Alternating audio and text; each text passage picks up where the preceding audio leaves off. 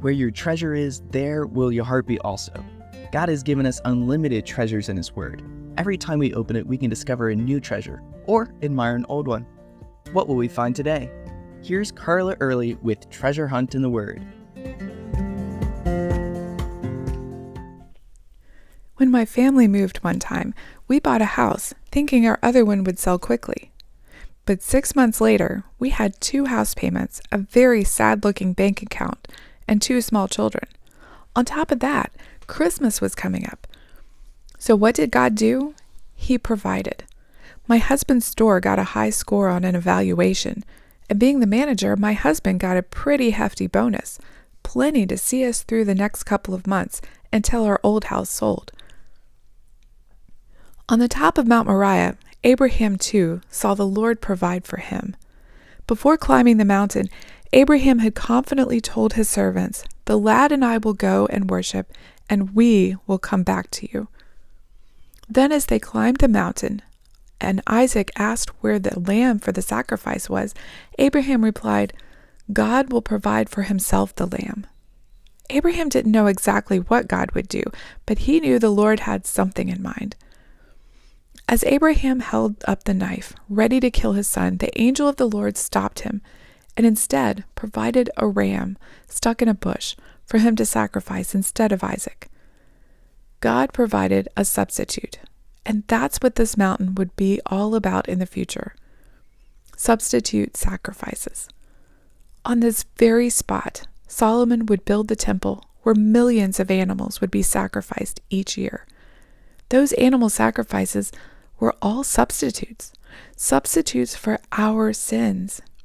Remember, the wages of sin is death. In the Old Testament, animals substituted for people whose sin made them worthy of death. And ultimately, Jesus was the be-all, end-all of substitute sacrifices. He hadn't sinned, so he didn't need to make a sacrifice for his sins, unlike the high priests. He made the sacrifice for all, the sinless sacrifice. In Genesis 22, God provided a substitute for Isaac, and Abraham gratefully unbound his son and sacrificed the ram instead.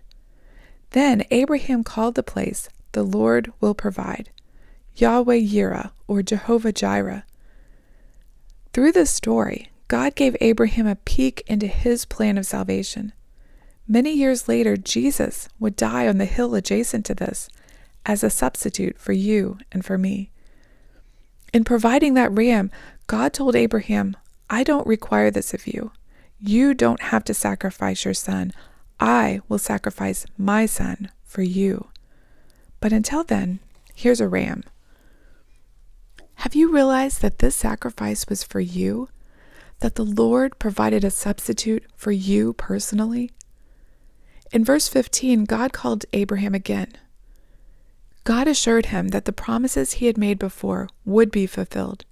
So Abraham and Isaac did as Abraham told the servants they would do. They worshipped and returned.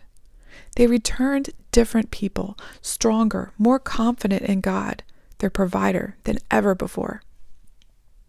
When have you experienced God as provider on a mountaintop and returned to your everyday life a changed person? How did you change? You can contact us at treasurehuntintheword@gmail.com. We'd love to hear the treasures God has given you through His Word. You can listen to other episodes on our website, which you can find in the description below.